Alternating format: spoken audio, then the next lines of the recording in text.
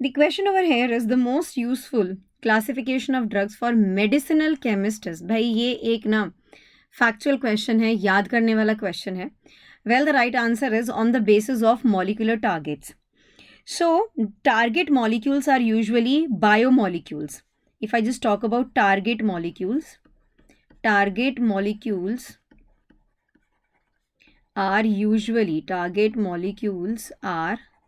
usually biomolecules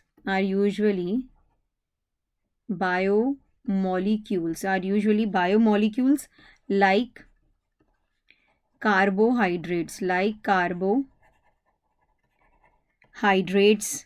lipids हो गया, proteins हो गए, न्यूक्लिक एसिड्स हो गए.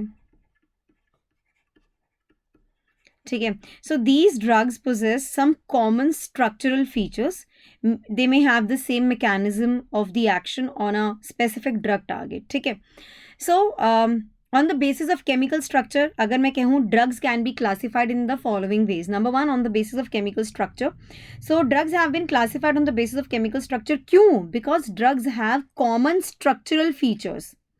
They have similar pharmacological activities. Clear है. फॉर एग्जाम्पल जितने भी सल्फोनामाइड्स होते हैं they have common structural features basically.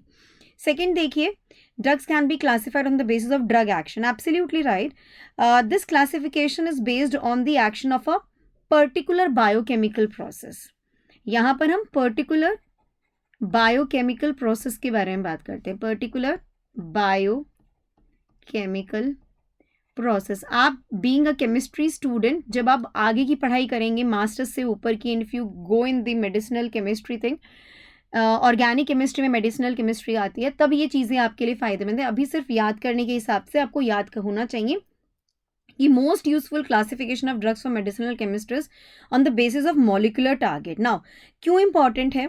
Drugs usually जो होते हैं they interact with the biomolecules. जो ड्रग्स होते हैं they usually interact with the biomolecules, या फिर आप कहिए बायोलॉजिकल मैक्रोमोलिक्यूल्स. सो जो ड्रग्स होते हैं वो इंटरेक्ट किसके साथ में कर रहे होते हैं? बायोमोलिक्यूल्स. जैसे कि मैं बात करती हूँ प्रोटीन्स के साथ में, या न्यूक्लिक एसिड्स के साथ में, या फिर आप कहिए लिपिड्स के साथ में. ठीक है. These are called drug targets. So drugs जो हैं, drugs possessing some common structural features may have the same mechanism of action on the specific drug target.